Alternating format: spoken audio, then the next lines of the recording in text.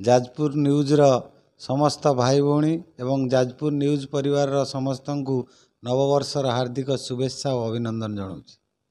Jajpur news एक निरपेक्ष news channel आज तार द्वितीय स्वर्णक्षेत्र पूरण करी तृतीय वर्ष रे पाद थापिची।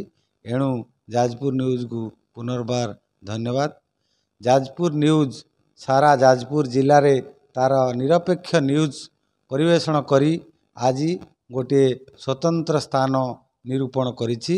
एणु मु जाजपुर न्यूज़ को स्वागत जनाऊँची, सम्मान जनाऊँची एवं सारा ओडिशा रे जाजपुर न्यूज़ एक नंबर चैनल भावे केमिति तार स्थान निरूपण करिवो सेतिपई प्रभु जगन्नाथଙ୍କ पाखरे पुणी थरे कामना करुछि। जाजपुर जिलार समस्त भाई भौणींकर ए 2024 वर्ष सुख समृद्धि रे पूरण हेउ एवं जाजपुर जिलार समस्ते सुख स्वच्छंद रे जीवन अतिबाहित करंतु।